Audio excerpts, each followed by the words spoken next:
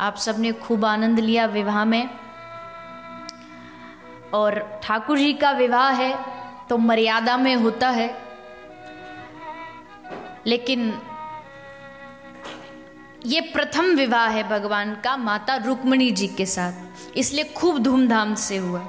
उसके बाद तो फिर ब्याहों की इतनी गिनती लगी, इतनी लगी कि अब धूमधाम से करें तो कितने करें, इसलिए रुक्मिणी जी के साथ तो खूब आनंद से ठाकुर जी का विवाह हुआ। सब देवता गण पधारे, आनंद लिया।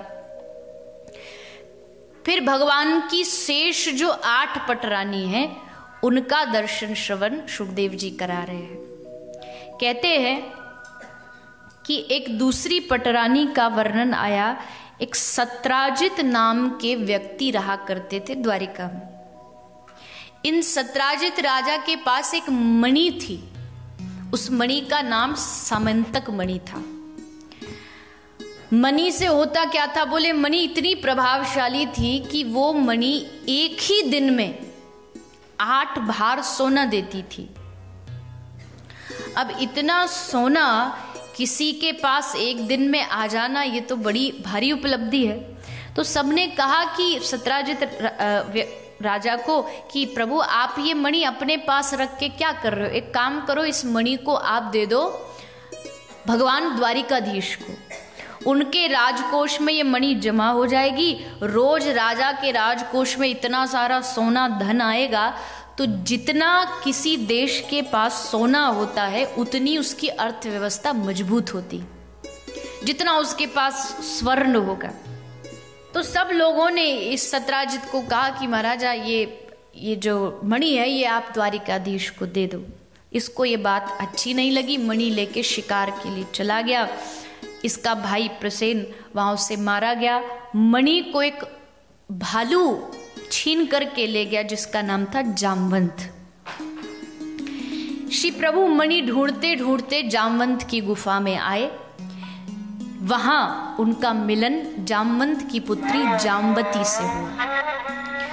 और जामवंत जी ने जब देखा कि प्रभु मेरे द्वार पर आए हैं, तो अपनी पुत्री बेटी का ब्याह जामवंत महाराज ने प्रभु के साथ कर दिया। तो पहली पटरानी रुक्मिणी जी, दूसरी जाम्बती जी, और तीसरी सत्राजित की ही बेटी थी जिनकी मणि को भगवान ने लाके वापस दिया। इन्हीं की बेटी है सत्यभामा। सत्यभामा के साथ भगवान ने तीसरा विवाह किया। चतुर्थ पटरानी हुई देवी यमुना महारानी, जिनका एक नाम कालिंदी भी है। कालिंदी के साथ भगवान कृष्ण का विवाह हुआ। चतुर्थ पटरानी कालिंदी हुई, 5वीं पटरानी मित्रविंदा हुई। उन्वेंद्र नाम के राजा की ये पुत्री थी।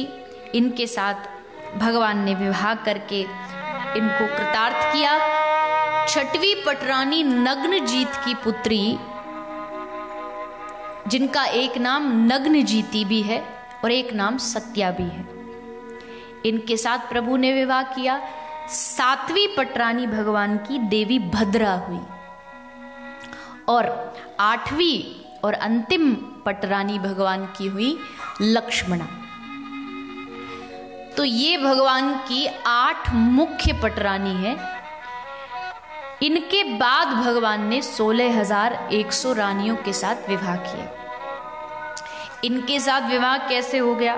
भगवान ने इतनी कन्याओं के साथ विवाह करने का कारण क्या था, कैसे विवाह किया, इसका वर्णन श्री सुखदेव जी राजा परीक्षित को श्रवण कराते हैं।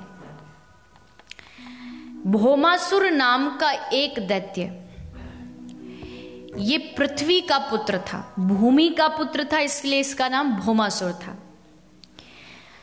भौमासुर ने 16,000 कन्याओं को हरण करके बंदी बना लिया और सोचा कि अब इन सब के साथ ब्याह करूंगा और वर्ल्ड रिकॉर्ड बनाऊंगा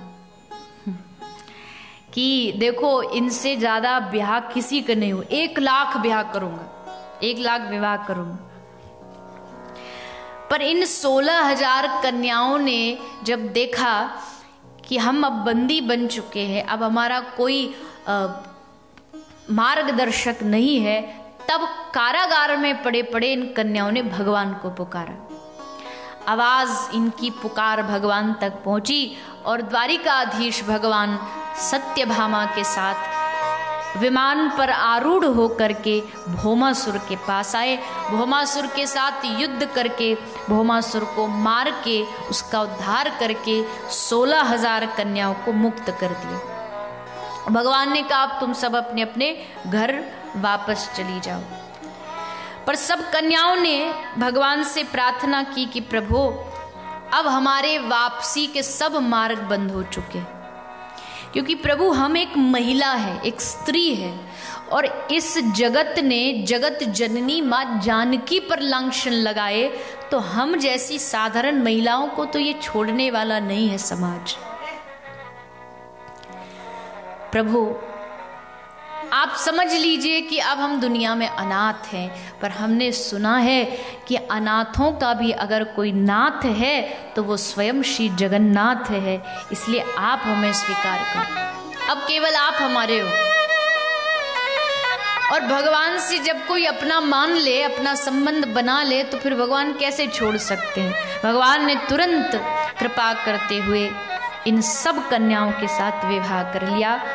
सबके साथ विवाह हुआ और भगवान की कितनी पटरानी हुई? 16,108। ये तो गिनती की है। अर्थात ये है कि जगत में जितने भी जीव है ना, सबके पति ठाकुर ही है, जगत पिता है, जगत पति है। ऐसे भगवान समस्त जितने भी जीव जगत में विराजमान है, सबके स्वामी प्रभु ही है। तो इन सब के साथ भगवान ने विवाह करके इन सब पर कृपा की। शास्त्रकार कहते हैं कि ये 16,000 यानी कि वेद की 16,000 श्रुतियां हैं, वही रानी बन के आई हैं और प्रभु के साथ इन सब ने विवाह किया।